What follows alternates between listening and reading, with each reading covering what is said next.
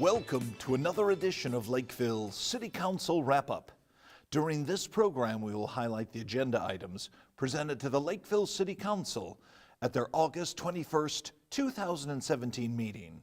First highlighted item on the agenda is item number 5A, Liquor Department Mid-Year Report. And to provide the background information on this agenda item is Liquor Manager Brenda Visnovic. I am here to present the mid-year report for the Liquor Department. Now, the first thing we kind of need to do is go back and look at what occurred last year, because at the time when we do our annual report in January, everything's preliminary. So we want to review 2016 final figures were $14.1 million. It was up dramatically considering our adopted sales projections were only $13.8 million. So we exceeded our budgeted projections by $300,000 there. Quick math. Okay, Heritage was up the most, obviously with the growth around here at 7.5%. Galaxy was up 4% for the year, and Kenrick was flat. But flat is the new up when you're within range of the competition. Combined net income was also a pleasant surprise. We had actually projected to do about $960,000, I believe, was the budgeted projections. 2015 was $882,000. We did surpass the $1 million mark in net income. It was $128,000 over the previous year and 14.6% increase. So we're very pleased with that. Combined, now we move ahead into 2017, and combined sales through the first 6 months of the year were up $171,000. By location, Heritage again is surpassing all expectations, up 5.3%, Galaxy up 3.1%, Kenrick was down. They're improving quite a bit now. The activities we have had a busy year so far. We had Kenrick liquor store renovations. We were closed only 4 days to take everything out of the store, pull it all down, paint the interior, redesign the tasting bar. We added new flooring, and we made the aisles much more wider and spacious. In March, we conducted our annual food drive. We raised over $16,000 for 360 communities in the Open Door Pantry.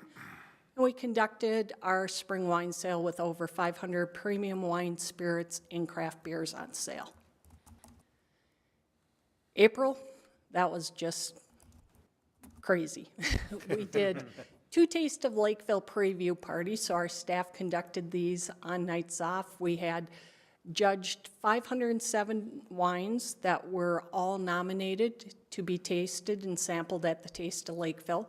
We had 172 attendees between those 2 events. We conducted a craft beer tasting event with 260 attendees, 13 breweries. And lastly, we had a wine club tasting with 270 attendees, 40 wines. So we had fun in April. But May is even more fun than April, considering we do the Taste of Lakeville. So those judging events held the previous month resulted in judging fees of nearly $11,000, which all goes from the vendors directly to the Rotary. We had 64 wine suppliers on hand tasting out 507 different wines. And then we had the Kenrick Grand reopening. We had free gifts, door prizes, hot dogs. Completely amazing what free hot dogs do. It was a big draw. June, we received quite an honor in which Beverage Dynamics, which is a national magazine, issued us a National Retailer of the Year award. We are one of 15 retailers that were selected across the state or across the U.S., and we were the first only municipal liquor store to ever receive that award. They really enjoyed our story. They love what we do back out in the community, and that everything goes back into the community. And then we had the prelude to Sunday sales. We had engraved bottles in the stores that could be ordered. We had specialty, I got mine on Sunday, t-shirts and can koozies.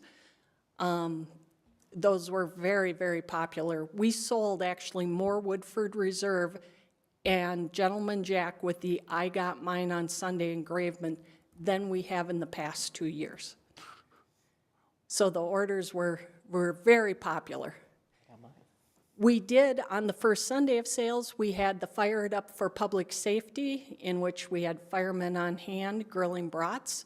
Now we know why they aren't in the finance department. We asked for 4 to 6 members to come help us, and I believe we had about 10 to 12 members, and I saw all of you there as well. So thank you. On that day, on that specific day, we raised $3,724, which is going back to the fire department for water rescue equipment.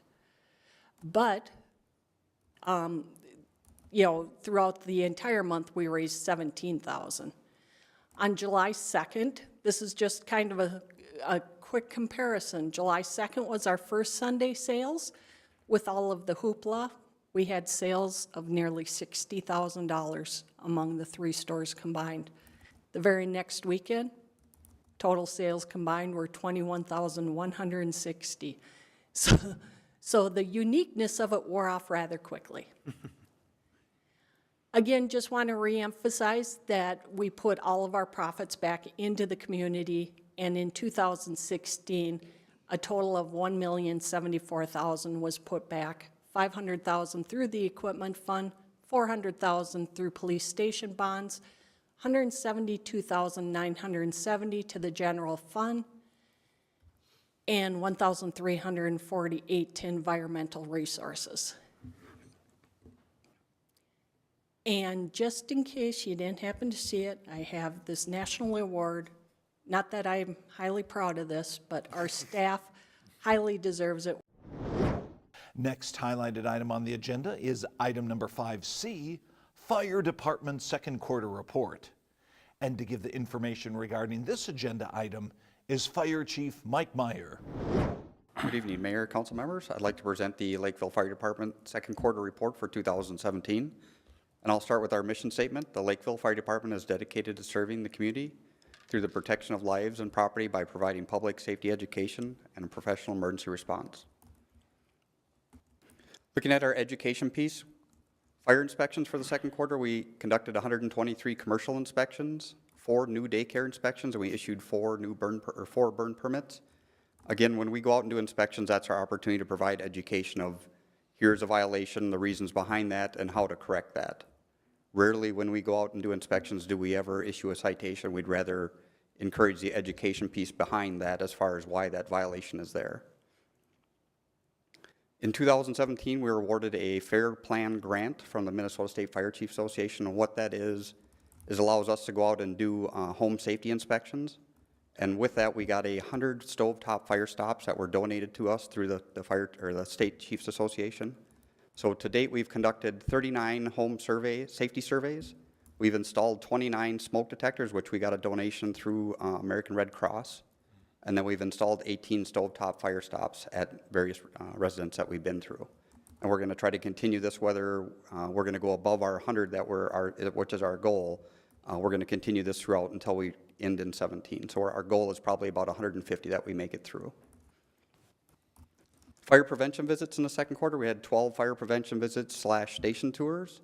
One big thing that we started about 1.5 years ago is going into the 6th grade classes and teaching them fire extinguisher training and safety. So we made it through all of the 6th grades at all three middle schools this year. And we follow that up with, we bring in a kitchen fire safety demonstration trailer, and we show them what happens if they add water to a grease fire and the proper steps to do if they have a kitchen fire. Incidents, and I'm just going to highlight the top left one there. We did respond to Farmington on an auto aid, which we provided a ladder and an engine to a auto repair shop that was on fire. They had, I believe, 6 other departments roughly that responded to this fire.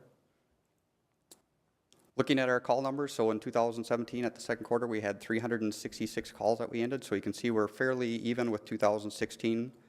There was the jump from 15 to 16, and that was, you can look over to the right for the duty crew.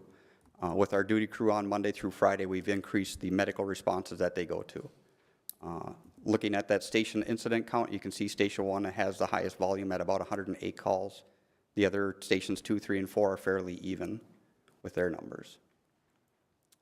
A breakdown of those calls that they responded to. So medicals are our #1 call generator, followed by good intent calls, false alarms, and then vehicle accidents. Good intent calls, just to kind of give you an idea of what those are, is smoke in the area. Somebody sees a wreck fire or smoke in the area, and then we respond out, find out that it's not an emergency incident, and that's how we categorize that as a good intent call. Or somebody smells gas in the area, we go out there, we find that there's no gas, it's sewer gas or something to that, it's not an emergency, that's a good intent call to us. Public events, in May we hosted our annual blood drive at Station 4. We collected 39 units of blood. On the right side is a mock crash, which is always a somber event, but it's a great educational piece that was hosted at Lakeville North this year. And then the ECFE picnic in the bottom, which was out at Steve Machad Park. Just to highlight some of the training that we completed in the second quarter, on the top left, we had about 20 firefighters participate in the emergency vehicle operator, which is hosted out at Dakota County Technical College.